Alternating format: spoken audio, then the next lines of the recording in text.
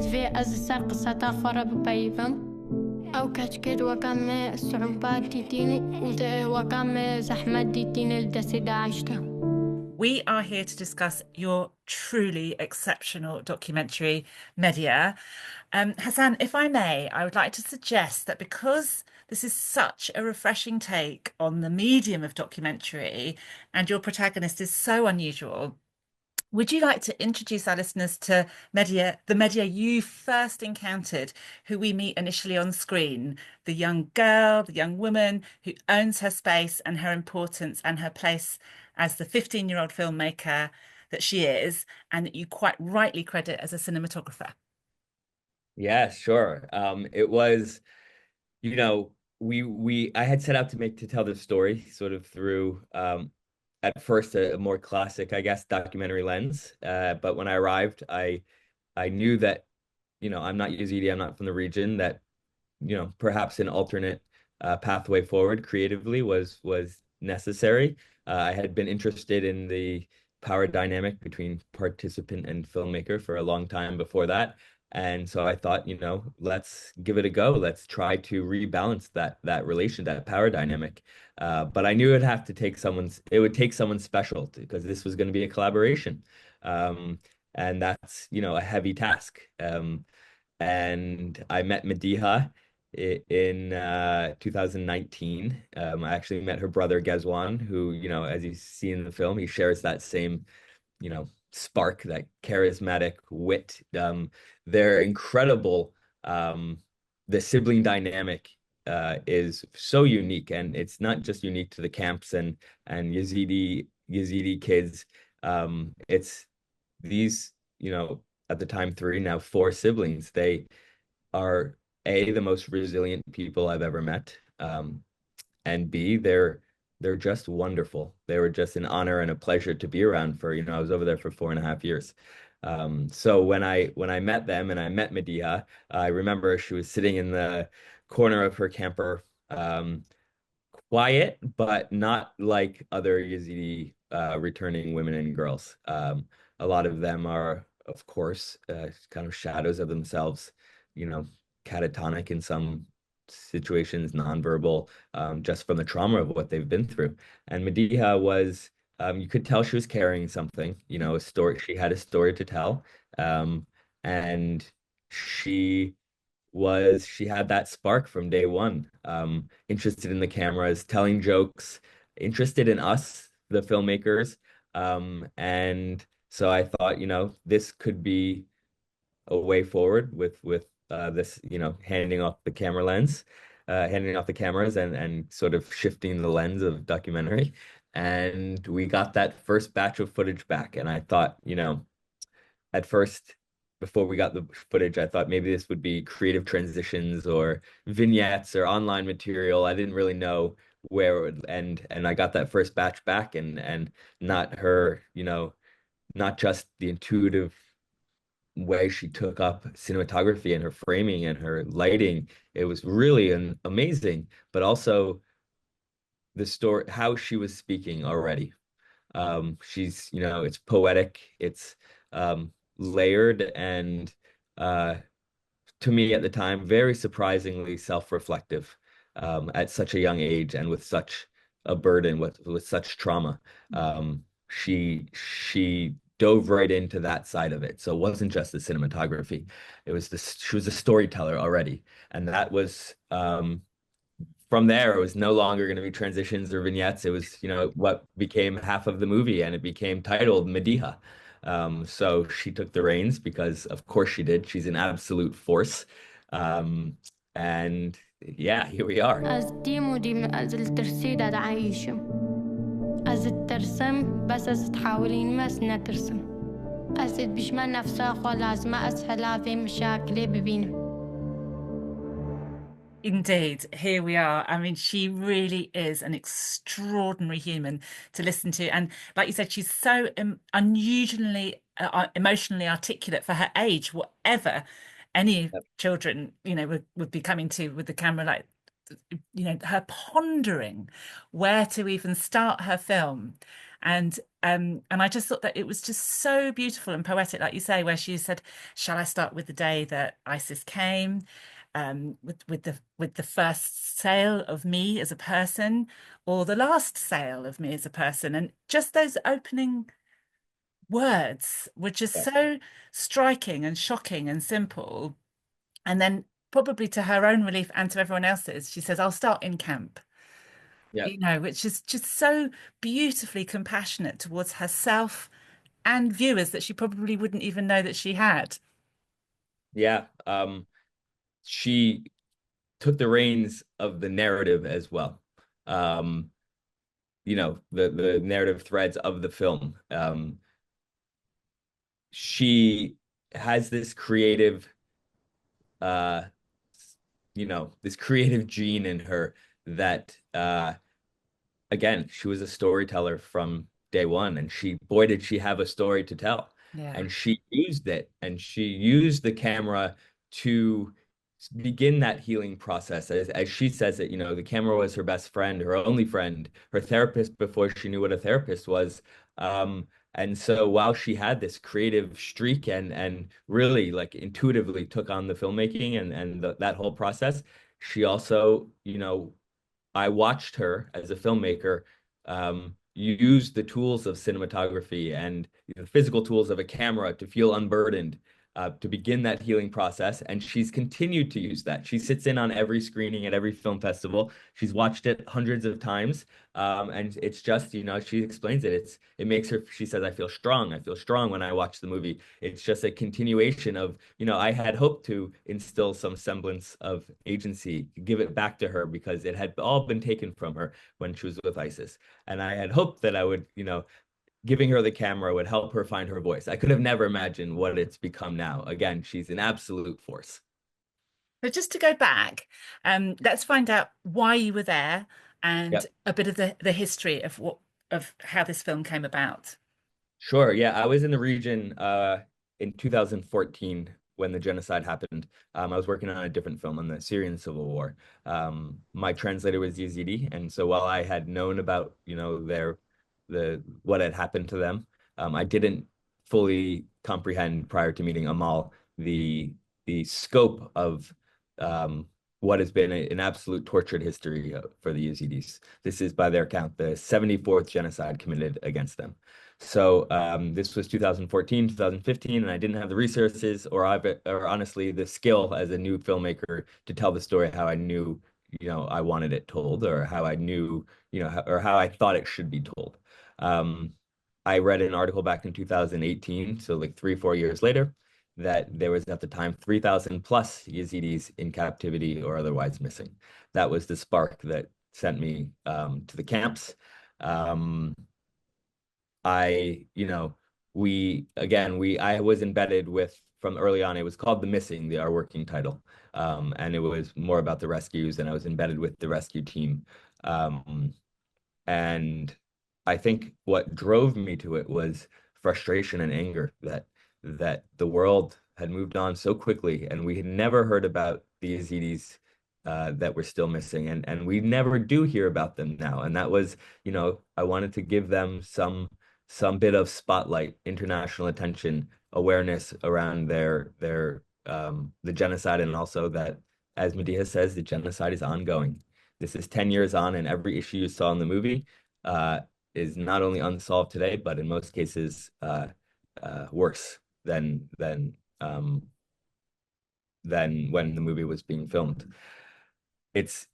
Yeah, again, it was anger and frustration that drove me to and I know, look, I'm a journalist and documentary filmmaker. I know we move on quickly from these, not just as, from the media, but as a society. It's also oversaturation of how many more of these conflicts and tragedies can we hear about? I understand why people move on quickly, but still the anger and frustration of the Yazidis being completely forgotten by the world was what sort of drove me there.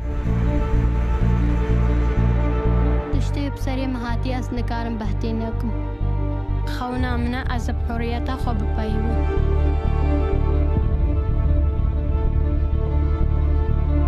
لازم أزكوي خو بدم برايد خو إجدالا داكو بابد خو. And you have some powerful friends. You've got Emma Thompson, and for people that are going to be seeing the film next week in the UK, there's a wonderful Q&A that will be shown alongside the film with Emma Thompson. I wonder if you could tell me about how she came on board and, you know, how important her voice is in keeping the story alive. Yeah, I mean, Emma's incredible, obviously as a human, but also as, you know, a mentor of mine, and of course as an EP. She came on, her and I have been friends for 7 years now, close to 7 years. That was a random email she sent after I was an English teacher at the time, and I was working on a refugee, my first film. It was called Refugees Welcome, just with GoPros and whatnot. And I didn't work in documentary film at all. I was just interested in what was going on. And she emailed me like a 2-line email out of the blue. And we were actually laughing about this the other day in London. And we became friends. She's again, like, she served as very much a mentor, both on the documentary side and the scripted side for me. You know, we didn't, she's very much not a name only executive producer, although that in itself would have been so valuable, as you know, for a small independent documentary film that, you know, bootstrapped its way through a lot of this. It opens doors that are previously closed. And, you know, it's a shame that that has to happen in this industry. But just having her on, those doors were opened, and it was amazing. But her work extended so much further than that, in support of the film and support of Mediha, on a personal level. And yeah, we're just so honored and lucky to have her. And she obviously is a real activist for women in general Yes. as well. And in the film, Mediha says it's my dream to speak freely. And there is Yes. so much that she's not allowed to do within the traditions of her community. Yet it is such a loving, and she is so loved within her community. Do you think this documentary will help open the Yazidi community to the idea that their women need so much more from them to heal from the horror that they've experienced and rebuild their lives? When you see how restricted sometimes Mediha was and what she needed.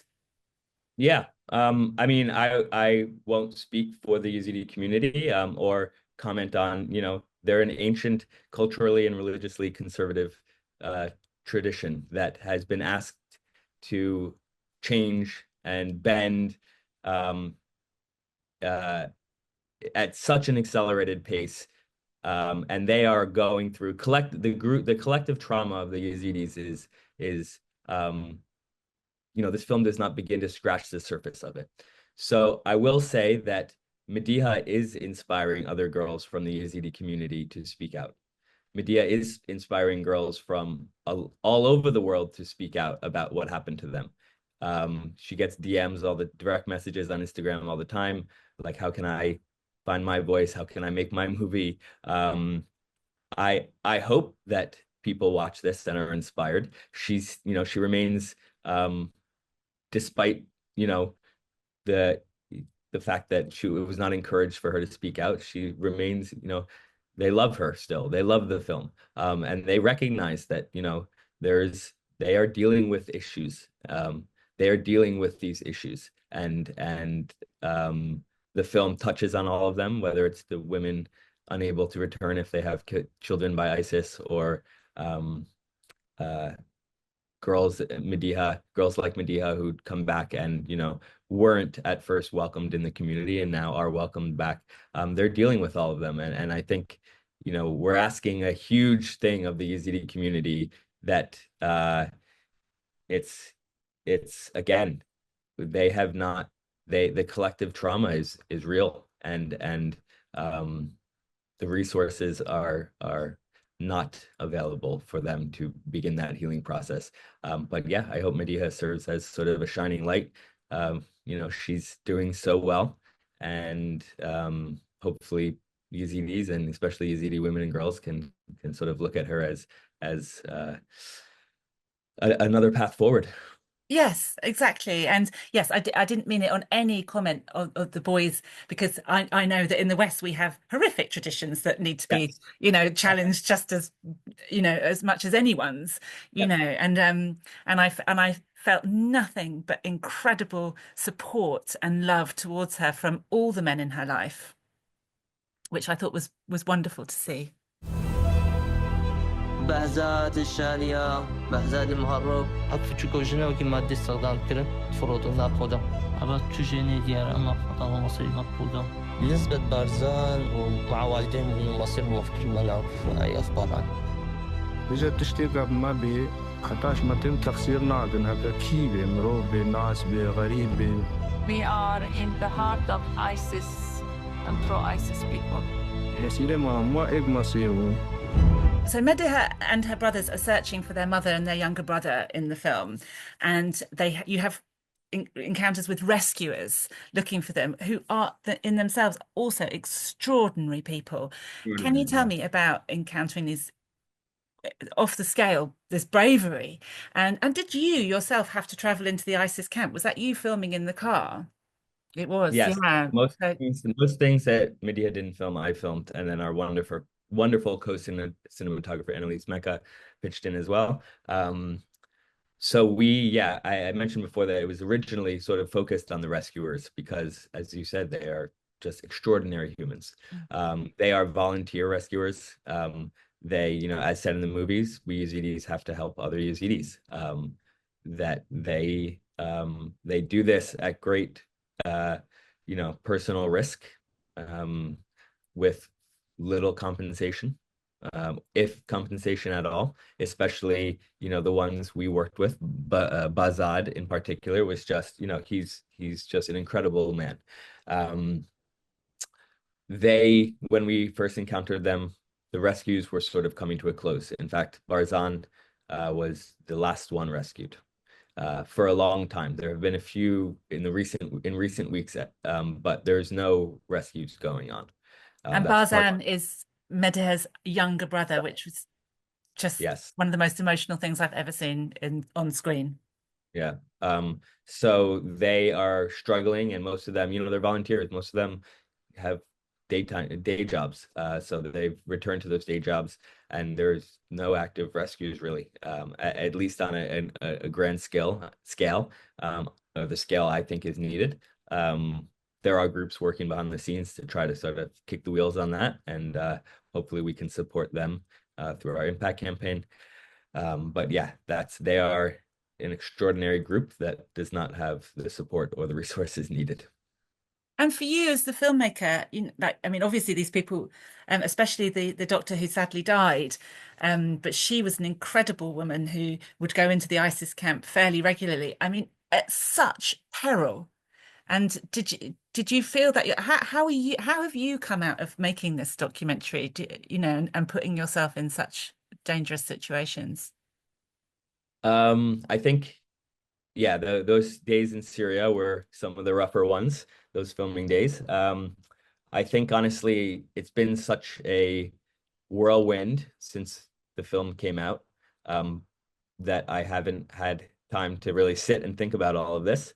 I think that day will come, and I've been really supported by Together Films, Sarah Mosses in particular, in sort of what's next for me as a filmmaker, from an emotional level and dealing with a lot of this stuff. I do think, excuse me, that for me at least, the camera provides somewhat of a filter. I'm able to separate myself from it, and then a lot of this, I had the most resilient person in the world to look up to, and that was Mediha. If she woke up every day with "Hi Hasan, what are we doing? What are we doing today?" Despite what she had been through, it just gave me sort of again, there was a role model of how to deal with things, and not just things I was filming. The indie doc world is really, really hard to get these films off the ground and to get them recognized, to get them seen at all. So I just used her as, stop complaining, Hasan. Mediha does it. Go talk to her about how she gets through. But yeah, I think there'll be work to be done afterwards. Yes, no, I just wanted to go back to her resilience, because it was refreshing as well that she was incredibly able to say how she felt, that she didn't say the word depressed, but she was able to say, I am not okay. Yeah. And often that's what survivors will do, is just say, yes, I'm fine, I'm fine, I'm fine. But she was really able to speak her truth. And I just thought that was incredibly refreshing. And I know that you put in place a lot of safety for her to be able to do that. I wonder if you could tell me, you spent a lot of time with her, and also you had people that were there specifically for her trauma. Yeah, we had, I mean, the biggest thing again was, you just said, was time, the promise of time to Mediha and her community and her family, that we're not going to just be here for 3 weeks, take the lurid details of sexual slavery, ISIS, refugees. This is going to be whatever you want it to be. We are here in Iraq to hear your story. And physical time with the kids, in the camp, dinners, homework, that was very important to build the trust. Everything at her speed, whatever she wanted to talk about. You'll notice there's no politics in the movie. There's, despite that region, how do you avoid politics in that little corner of Iraq and Syria? But it was just whatever she wanted to talk about when she wanted to talk about. And if she wanted to talk about more sensitive subjects, that was when our trauma-informed female producers would take over for the day with, female, excuse me, translators. It was very important that we set up these kind of guardrails for Mediha, because, the do no harm documentary ethos it's a good starting point, but it should go well beyond that. So we just wanted to make sure that she would be set up for life outside of the movie, because that is so much more important than life in the movie or during the filming times. And we found that she actually used the film as a way of healing. So they sort of ended up being woven together. But yeah, it was a trust that we built, and I built with her in particular. It's an amazing relationship. She's very much my younger sister. She lives in New York. I live in New York. So it was a relationship that was built over, 5 years now. So that was, wow, 5 years. Yeah, incredible. That's a long time. كأس تلفونا خواهل الجرم صورة الداعش تينا بشجابين أسد بشمخوا أزه يكيشوان ناسكم هذا تغنياسي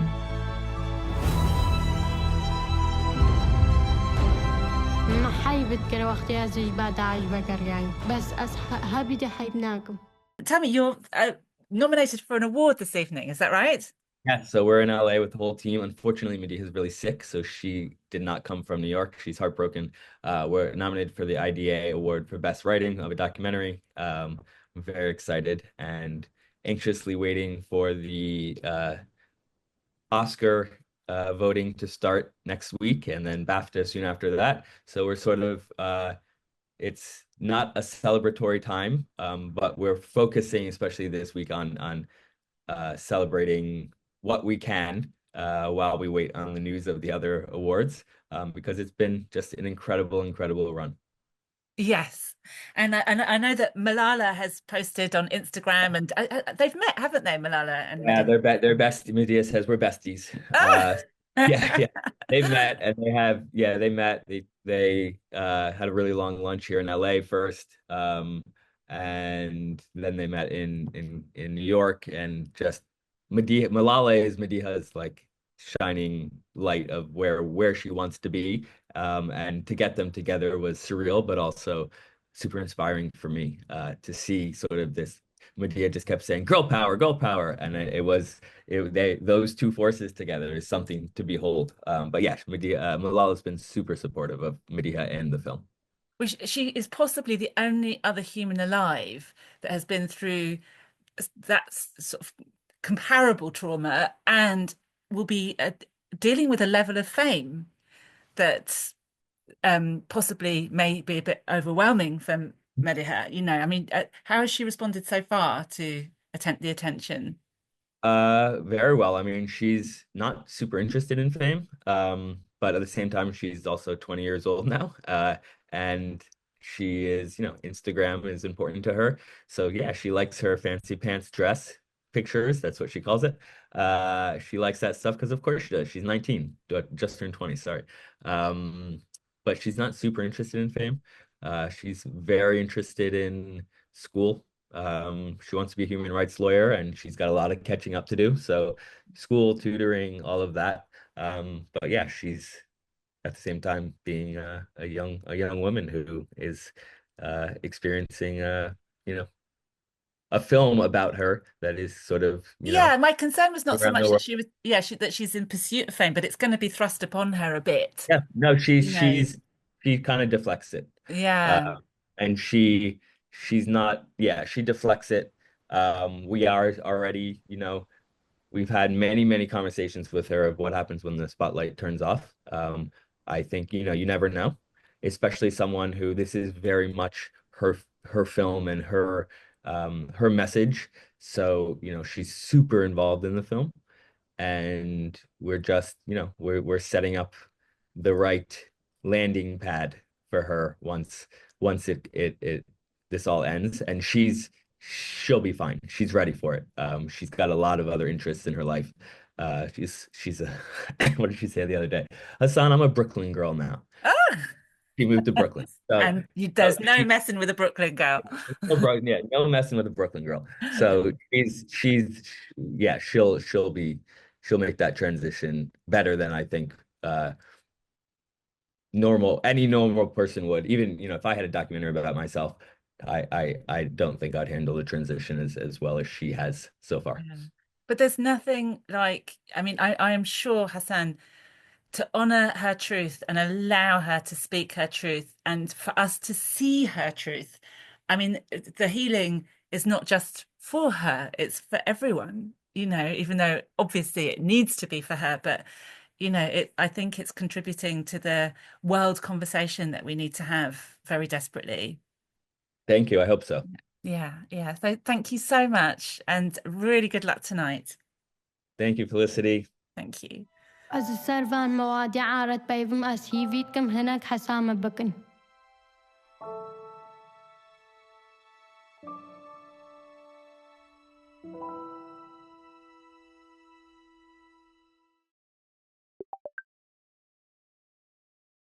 Thank you for watching Picture House Cinema's unique video content.